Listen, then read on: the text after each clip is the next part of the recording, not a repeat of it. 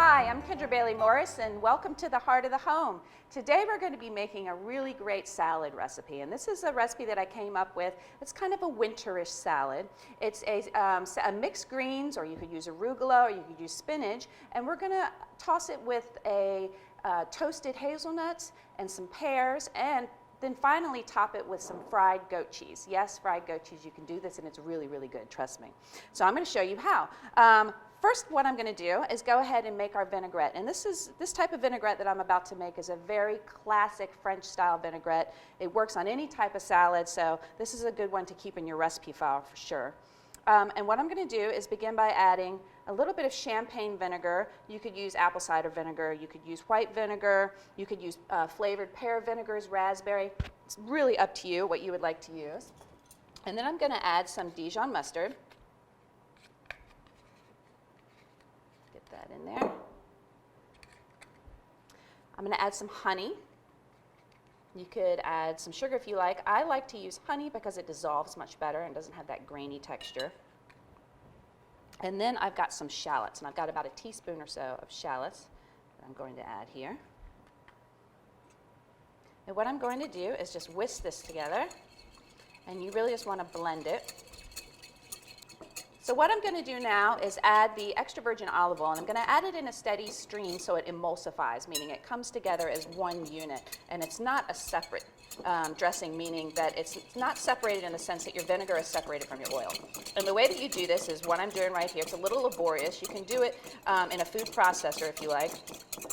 And I'm just adding a little bit in a steady stream. I've got about a quarter cup or so. You could add more or less to taste. If you like it really vinegary, add a little bit less. If you don't like a heavy vinegar flavor, then go ahead and add a little bit more. It's not an exact science. No big deal. Okay. Maybe just a tiny bit more here. Give your arm a good workout. Right. Okay.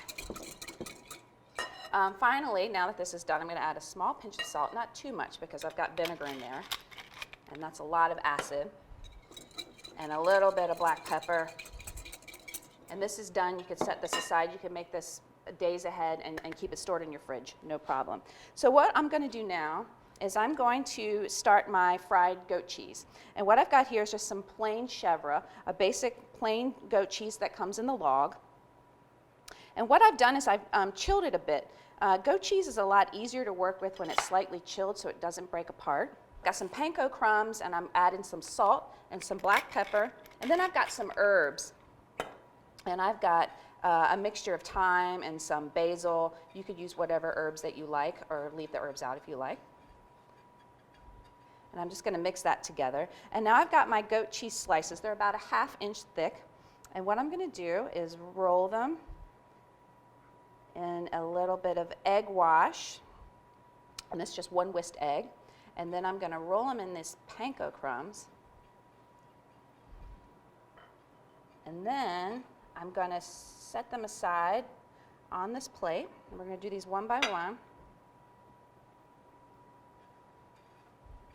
Just mix these together here. And what I'm going to do now with these is I'm going to put them in the fridge for about 15 minutes. If you want to rush that, you can go ahead and do about 5 minutes in the freezer. But what we're trying to do is get them to set up and firm before I go ahead and fry them. So I'm going to go do that now. We'll be right back.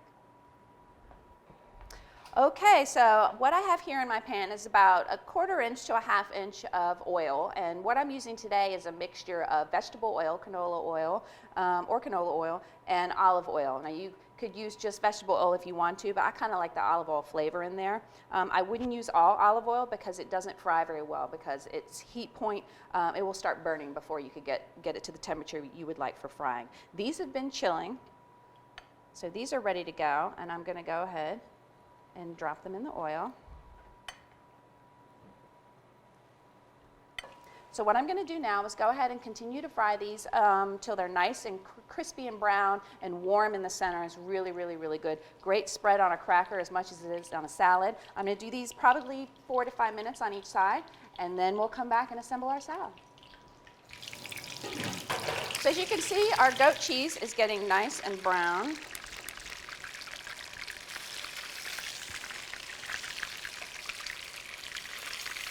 And I'm just going to remove a few of these here.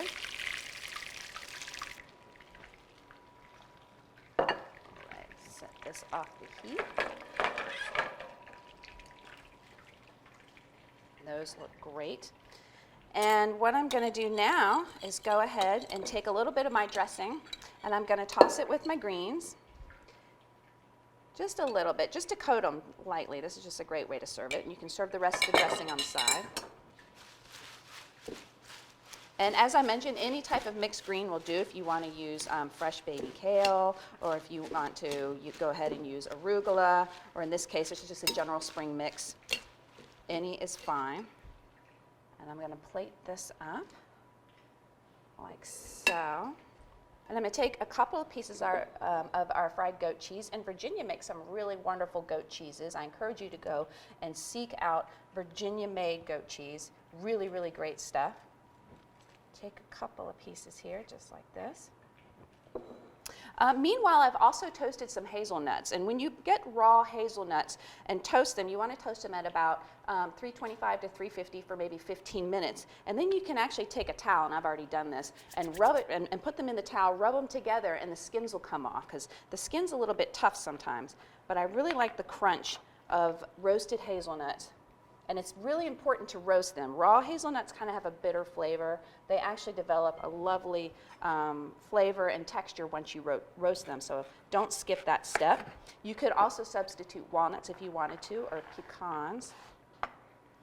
And what I'm going to do here is I'm just slicing up a pear. You could use an apple if you wanted to. You could leave the fruit off. You could also add some dried fruit if you wanted to.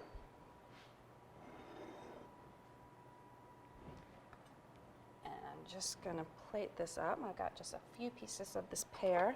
It adds a sweetness and a really lovely texture. And I'm just going to give it an extra little drizzle on top. A spin of black pepper. And there you have it. We have a fried goat cheese salad made with Virginia-made goat cheese with some roasted hazelnuts over mixed greens with sliced pear. It's really, really good stuff, healthy, delicious, kind of an interesting composed salad. I encourage you to try it. I'm Kendra Bailey Morris. Let's get cooking. Recipes from the Heart of the Home can be found on the Virginia Farm Bureau website at vafarmbureau.org.